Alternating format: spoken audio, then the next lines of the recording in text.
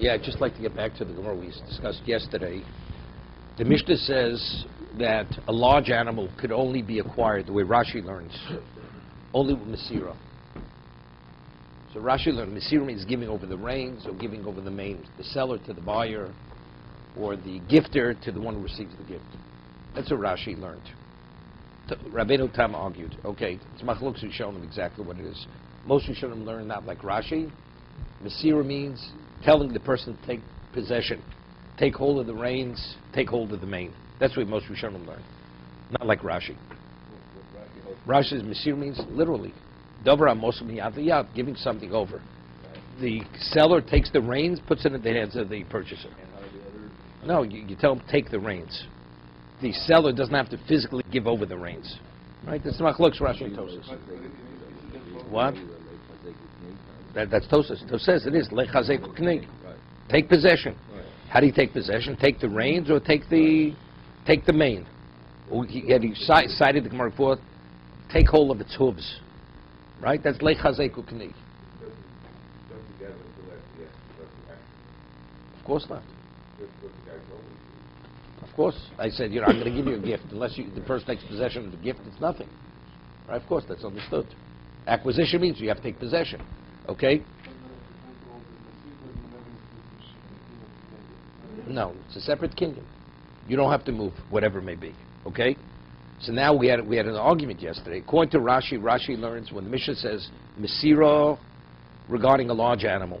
So that's the question. Rav had lectured that Meshichas Koneh. So Rashi understands the Mishnah, Mesira, and not anything other than Mesira for a large animal. Giving the reins, taking hold of its mane. But let's say you'd want to pull the animal or cause the animal to move, you're not going to acquire the large animal. So we're asked, but we learned in the Brisa, the Gemara says, but Rav had lectured that Meshichas Koneh, okay?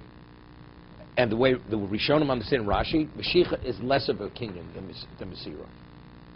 That's what Rabbeinu Tam understands Rashi. The ultimate kinyan for a large animal acquisition is Mesira. So Meshicha, which is less than Mesira, therefore it's not a viable kinyan. It's not sufficient. But it says, but Rav said it is sufficient.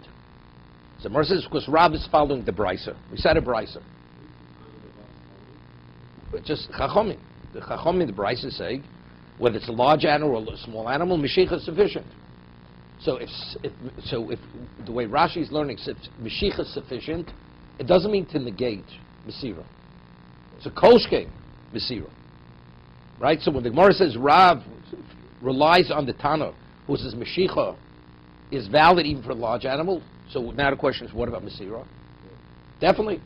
Because Mesira is the ultimate kinyan. Because that's where the seller is involved in transferring. Meshicha, the seller is not involved. The seller says to the buyer, take possession of the animal. How does he take possession? By pulling the animal. Mesira, according to Rashi, are actually the seller is taking the reins and putting the reins into the hand of the buyer. Right? Or giving the mane. So therefore, that's why it's a better kinyan, according to Rashi. According to Rashi, it's not a Mesira otherwise. No. According to Rashi, it's not valid. Wait. We're going to get there. This is Rashi. It has to be handed the reins. So why is it a better kinyan? Because the seller is actually physically giving it over to the buyer, to the purchaser. That's the reason why it's a better kinyan.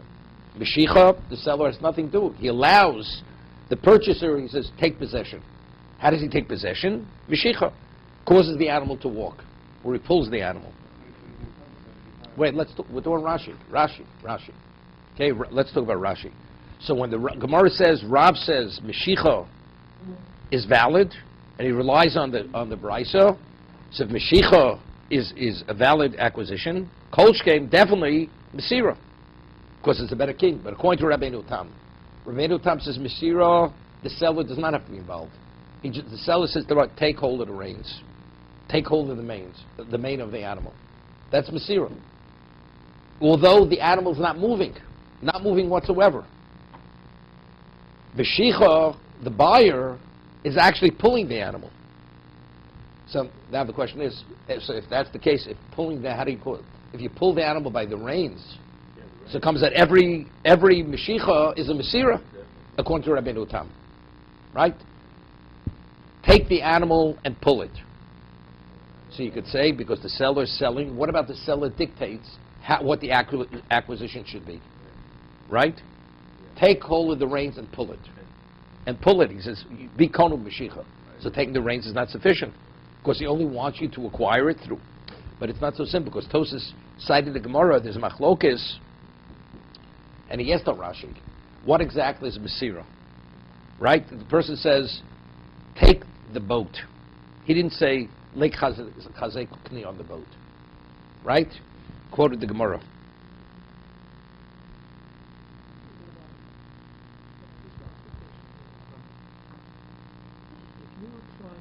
Someone gives you the reins of a horse or the equivalent of the reins of a boat, hands it. You can pull all day long. That animal decides it's not moving, it's not moving. Correct. Okay. So the only way that animal moves is if it chooses to move. You're talking about if you hold Mesira is just handing over the reins, he doesn't have to move. Meshicha. Let's say it would be Meshicha. If handing over the reins Is not sufficient. is something that means two things. I'm giving it to you and you have to pull it. No. If you have to pull it, I don't have to give you the reins.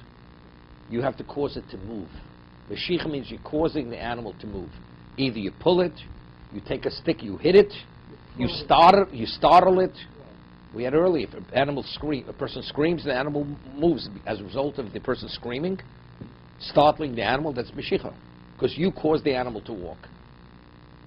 So I understand. I mean, you watch people with their dogs, the little ones with the leash on, they're pulling the dog because they can. So they've got the leash and they can pull.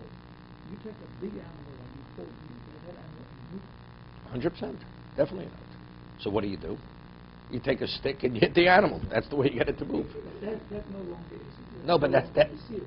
No, that's not Mesira. That's Hikisha b'makel. The Gemara says if you hit it with a stick, Hikisha b'makel, and the animal moves, that's Meshicha. That's Meshicha. Meshicha means causing it to leave its location. According to Mesira, doesn't have to move.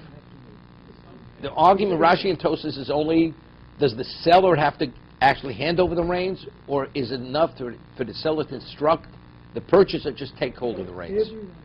It does not have to move. You don't have to make it move from Mesira. Okay? But according to Rabbeinu Tam, according to Rabbeinu Tam, the Mesira, the seller is not involved.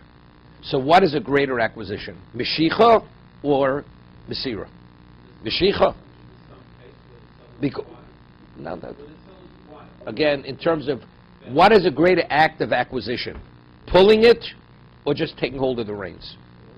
Pulling it is greater, right? So when I have the Brisa, Rav lectured that Meshicha is Koneh, it could be Meshicha, not Mesira.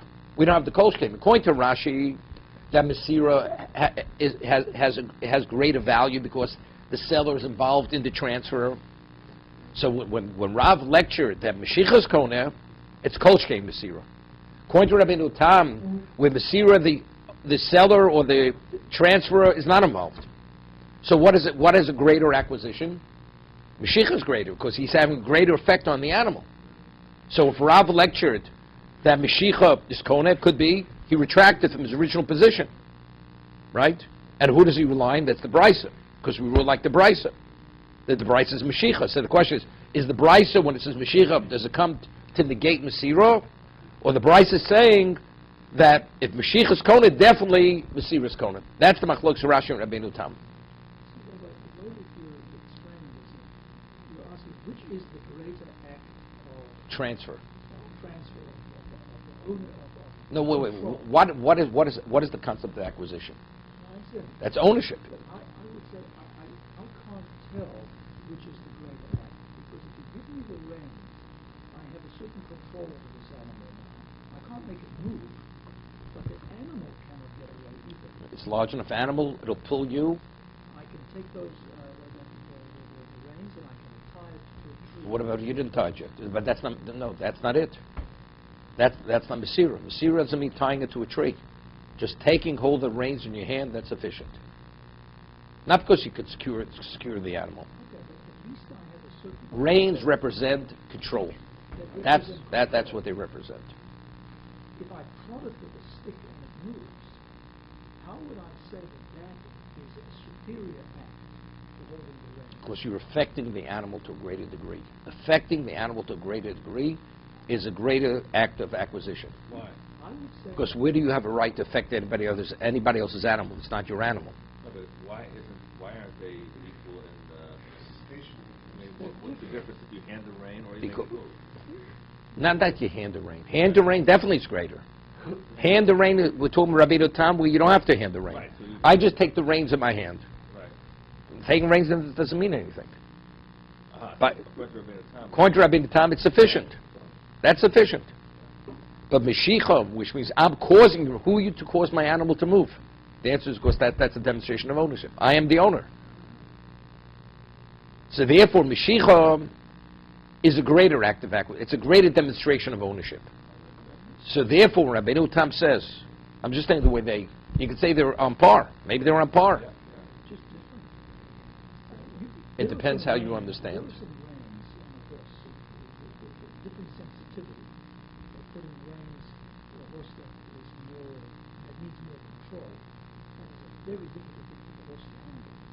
It's a bit that is heavy constrained. But you put that in my hand with a horse, I have a lot of control over this animal. Okay. You put a bridle on a horse with little control. Okay. So it depends. I think you have to speak to Rabbi Tam. Okay. Okay.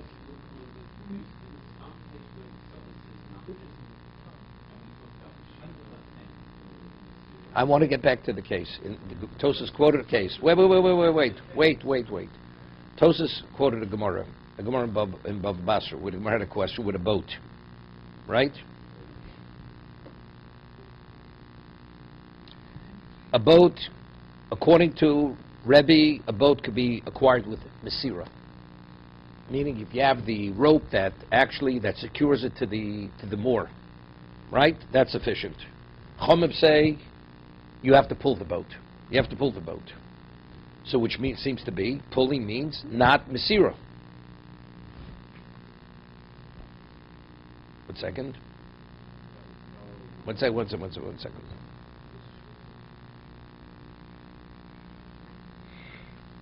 Quoted something before. Where is it? Where it's Mara Mokom or not Mara Mokom? Remember, we had that Tosas quoted.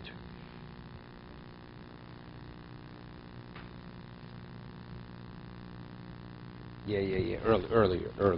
Here. Yeah, he quoted over here. There's machlok scharom esfinit mesir charom ad sheim shoch. Right? So Mor says, if he says lik chazei kukni, everybody agrees that a boat could be acquired with what? With Mesira. Right? Where do they argue? Where he says, Lech Mishochu Kni. Okay, this is important. If he says, Lech Chazeku Kni, everybody agrees. Taking hold of the rope of the boat, you acquire. There's an argument to say, Lech Mishochu Kni. Use the word, pull the boat. So what is the argument? Is it Maramokom? Meaning, he's not specific. He means acquire it. He happened to say pull it. But he didn't mean specifically pull it. He means acquire it. Or does he mean specifically? So he asked the Rashi, but if factually the seer is you taking the rope and giving it over to the buyer, so it's clear, even though the man said Meshoch, right? Why did he have to give him the rope, put the rope in his hand? Everybody agrees, Meshicha, the seller does not put the rope in the hand of the buyer. So putting the rope in the buyer is automatically negates or reveals his intent. His intent of Meshoch doesn't mean Meshoch. Doesn't mean pull the boat, because why do you have to give him the rope? But if you say it means go do it on your own, so that's the basis for the argument. So he takes the rope and has to pull it. His own. Well, that's the way you pull a boat, right? You have to take the rope and you pull it. He's not handed But if he's handing him, it's clear what his intention is. Otherwise, why does he have to be involved in the act, right?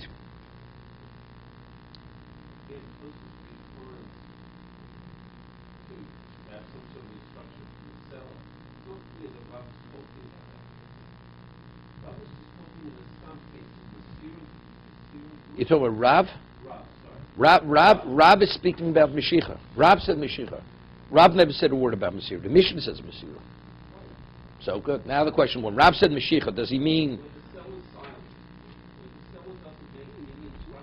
What are you talking about? I know, I understand. But Rab says if a person acquires something with Mashiach, it's a valid acquisition, even a large animal. Okay. Well, he had a permission. Wait. But he had a permission to acquire it. The sells is acquire it. He didn't specify anything. Does Mashiach? Rab says it's valid. Nobody argues that. Now, when he says that's valid, does he mean to negate Masira, or does he mean definitely Masira? No, not include. Not include. No. Doesn't negate means if he said, "Here's the reins," is it a valid transfer? I mean, is Masira not a kinyan whatsoever? It's not a kinyan. No, it has nothing to do with your intent. It's not a kinyan. According to Rashi, it's definitely. The Mashiach is less of a kinyan because the seller is not involved in the transfer. Rabbeinu Tam, both cases, the seller is not involved in the transfer. So Rabbeinu Tam understands when the Brisa says, Rav says, Mashiach means Mashiach and not Masira. Okay, let's not belabor the point. Let's go further.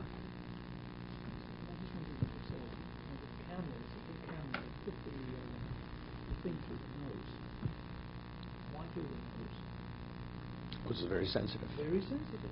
So you take a big animal, you can actually control it by just holding the ring. You just a little gentle tug and it's going to move because it doesn't like it. Okay.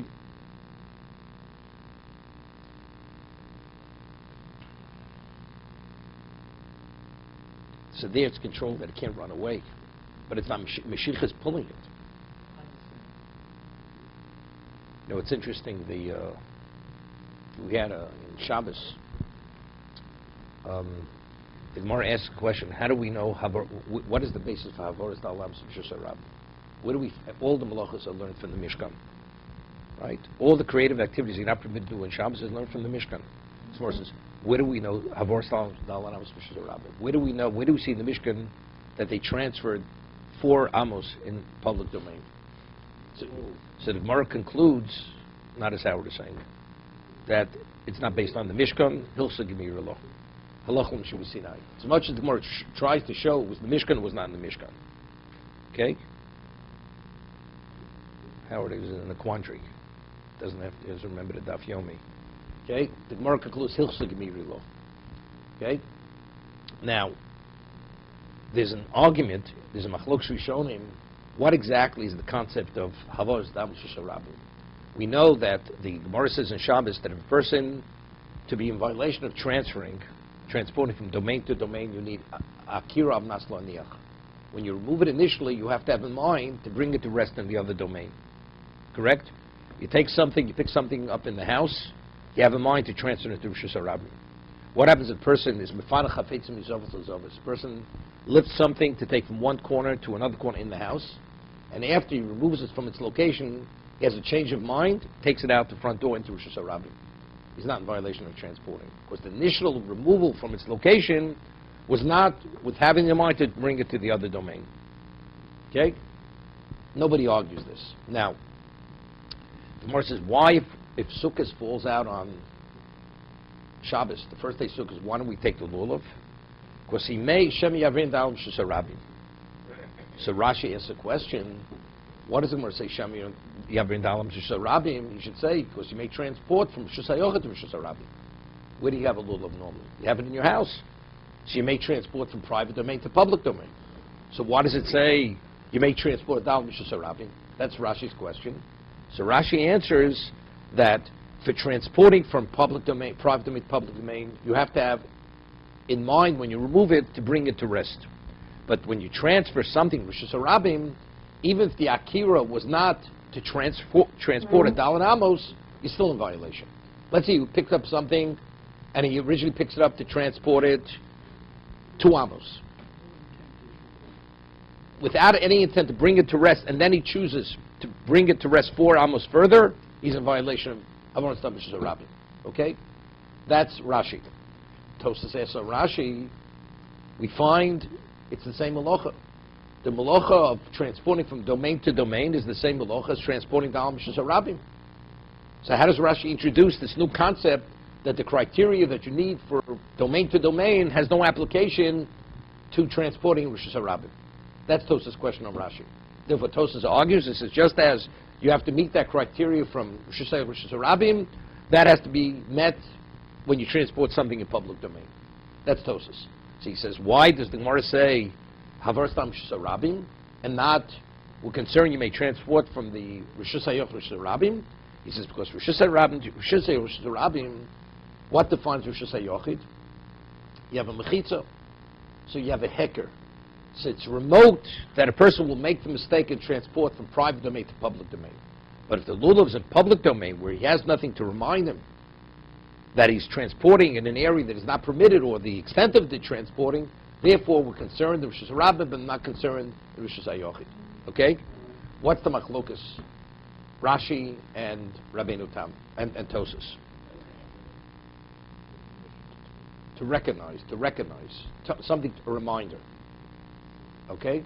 So what's the machlokas?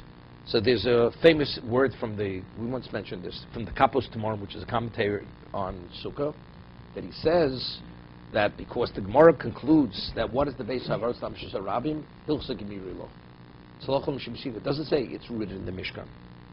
So because it has no relevance to the Mishkan, it's a Chiddush HaTorah, the Chiddush is not bound to the criteria of transporting from Rishus HaYochid to Rishus HaRabim. That's his answer. Rabbeinu Tam says it's irrelevant. Torah reveals that although it's not, it's within the same realm of Melocha, therefore it have to meet its criteria. But we had a Balamor. So we're getting to the Mashiach here. The Gemara says, what's the concept? What do you have to have an Akira of Nasla Niach? So he says, the Balamor, what is the concept of Dalet Amos? We say 4 cubits is the location of the object. When you transport a Dalet Amos, you're taking it out of its domain. The domain of the object is within the radius of 4 Amos. When you take it out of the Dalet Amos, you're taking it out of its domain. So therefore, Rishus HaRabim, transport Dalet Amos is the equivalent of taking from Rishus HaRabim. You're taking from one domain to another. So Dalet Amos also, you take it from one domain, bring it to another domain. That's the concept of transporting Dalet Amos Rishus HaRabim. That's the Balamor. No. So if you learn like that, that's the reason why you have to meet the criteria of what you have in Rishus HaRabim, because it's transporting from domain to domain. It's not just transporting Dalet Amos Rishus HaRabim. Okay? Is a domain. It's the domain of the object. As the Gemara says, Rishus Shalodim is Dalet Amos. That the location of a person is Dalet Amos. A person goes out of the Tchum, right, out of the city area, he's not permitted to walk more than Dalet Amos. Because his location is Dalet Amos. Right? That's what the Gemara says in Eruvin. So now, when you acquire a horse or an object through Mashiach, an animal, where the animal stands until it's in the possession of the owner. When you remove it from the possession of the owner, you're taking it out of his domain and you bring it into your domain. Because you're the cause of its removal from its location to its new location. That's the concept of Mashiach. No, not 4 Amos. Not 4 Amos. But we had machlokas before. Do you only make is it the length of the animal, or only its hind legs no longer stand where they originally stood? Is that enough? So that's the argument. Do you have to take it out of its location? That's demonstrating ownership, or even moving it slightly, that's enough of a demonstration of ownership. I'm just mentioning that. But its full length, it's no question, you've removed it from its original location. That's called taking possession of something. Okay? This suggests that No, I'm saying it's not exactly the same as 4 Amos. But minimally, you'd have to move it from its location, fully. Remove it from its original location. Shabbos is because that's Rishus. To be a violation of Shabbos, you need Rishus. Rishus is domain in terms of what the Torah defines as domain. Domain in terms of ownership is its location. Where it was. What's a thief? If you take something, move it out of its location, you've taken it. You just move it slightly, that's not called taking it. You haven't taken it. why would I think that is sufficient for Mashiach? It's a machlokas. It's a machlokas amoraim when that's sufficient. What is the What are the two sides? One side, one position is you have to take it its full length, that its hind legs are even beyond where its forelegs were. Oh, that's Mashiach. The other one says no. As long as the hind legs are no longer and the forelegs where they originally were, you've moved it. As long as the hoof has to be out of its location, its original location. So whatever the width of the hoof is, it's full out of its where it originally stood. Right. Right. One inch is what? No, it would have to be not. It's no longer standing its original location, where it's the hind legs are no longer where they originally were. It's not partially. They're partially where. Although for Shabbos, that would be a nothing. That's nothing. Exactly. You would just put Because there the domain is defined by the domain, and the Torah dictates what domain is. Dalet Amos is domain.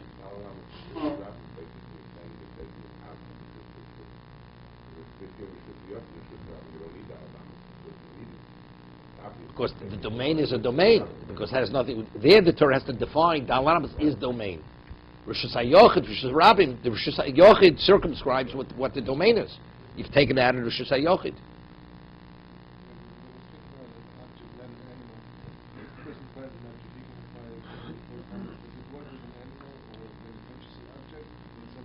Yes, that's kinyan chotzer. It's kinyan chotzer.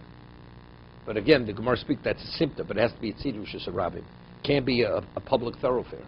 Public thoroughfare being within your Dalet Amos is not a sufficient acquisition. Like Mashiach and Rishus Rabbim, there's machlokas. It's machlokas amaroim. Could a person do a Mashiach and Rishus Rabbim? We wouldn't speak about it. No. Good. That's by the elephant. We're going to talk about it. Okay? Simta. Yeah. Yeah.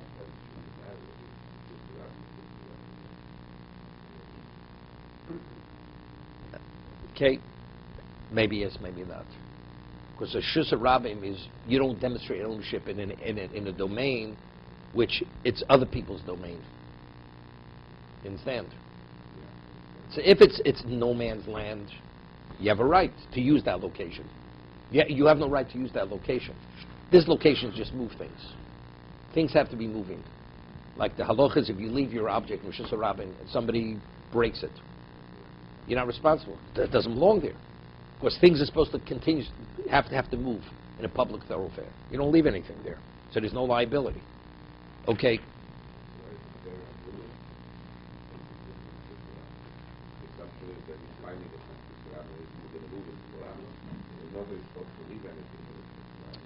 No. He finds himself, in what's his name? Okay. Now I'm learning, Rashi and Tosas over there. Okay, let's get back over here. So Reb Shimon says, Zubazu Bagbo. Getting back to the elephant. Okay? Reb Shimon says, whether it's a large animal or small animal, you have to lift it. Masculine, Reb Yosef, and Me'at Apil, Reb Shimon, Ma'yikneh. So an elephant you can't lift. Okay? Amalei Abai B'chalipin. Okay?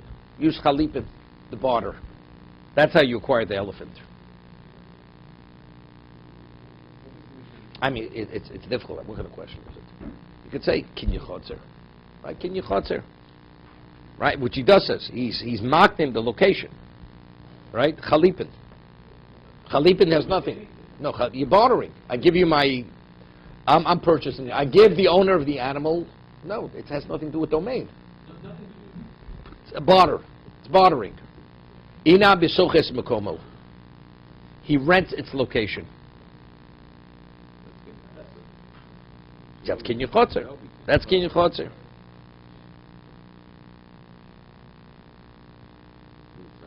So I saw the Rishonim site. There's a Shitas Bala'iter that kinyan chotzer is only if you actually own the chotzer. If you have to own the domain, you can't rent. You rent the domain, that domain does not acquire for you. Right? So it's difficult. So they ask, so if that's what it means, soches mekomo. So they say something interesting. The next mission discusses is what we call a kinyan agav. Kinyan agav. We discussed it earlier once. Now, we said, how do you purchase property? Keser shtar chazoka, right?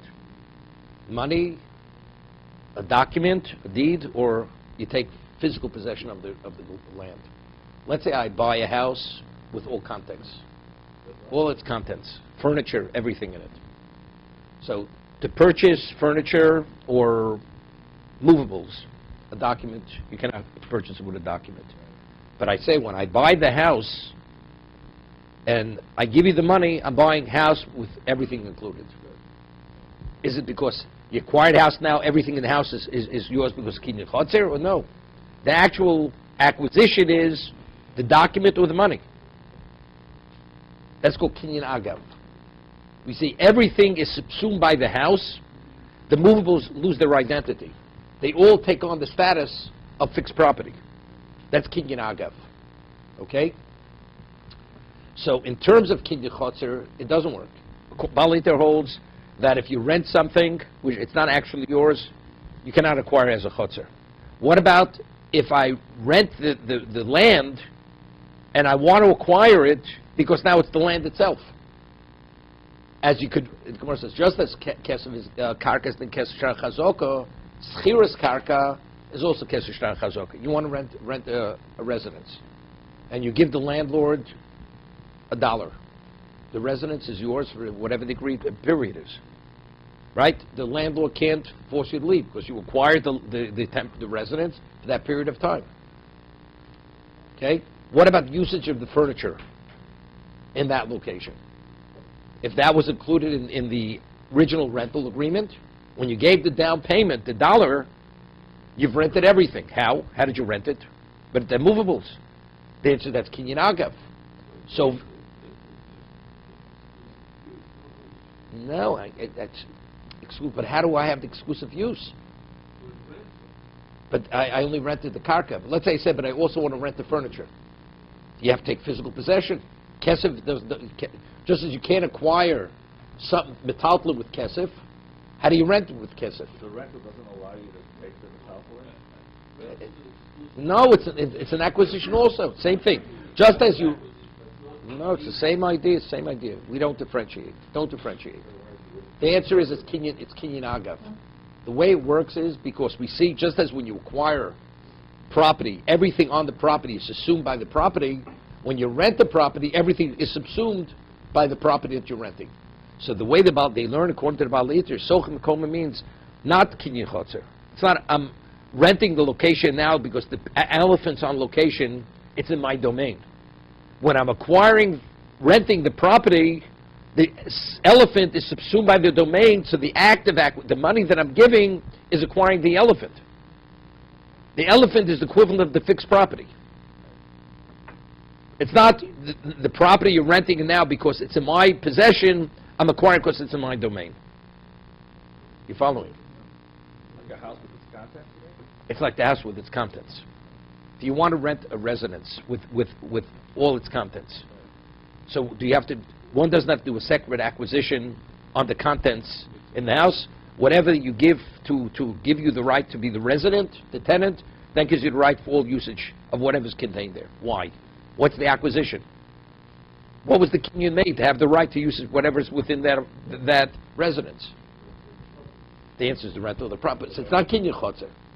That's kinyan agav. Because everything in that residence, you see it as part of the residence, as if it's fixed property. Let's say you rented the residence first, and now the guy now you want to buy that No, elephant. that's kinyan chotzer. No, it's not going to work. It's not going to work. Then it's not going to work. The person who said that the rental is not the same as buying something else. You can't become with that elephant. Correct. According to Balita, you couldn't. So here when he's renting the location, you see the elephant as part of that. We're speaking what elephant was in there. That's what we're speaking. Sochas Makom with the elephant on the location. It comes with the property. If a woman rents a home, and someone throws the gate over the fence, it's a good divorce. But not according to where we rule, it's good. Good divorce because it's as if she owned the property. It's no different. Wait. Not according to the Baal Eater. Not according to the Baal. This is a minority opinion. He says the only time we see the location as your domain, as an extension of yourself, that's if you own it. If you're a tenant, is not sufficient to be considered an extension of yourself. Renting is not owning. So renting doesn't give you, although... We don't see the domain as an extension of yourself. It's not your domain. So she would not be divorced. She would not be divorced in that case. Everybody argues. Everybody argues. The majority opinion So I'm is- telling you, because kinyan agav. He's learning the cases, sochas mkomot kinyan agav. When he's renting the location, the elephant's already in the location. It's like the house with the furniture. So but that doesn't have to own it. You don't have to own it. Kinyan agav, he's only saying in terms of kinyan chotzer. Kinyan chotzer, unless you own it, it's not a kinyan chotzer. To be continued.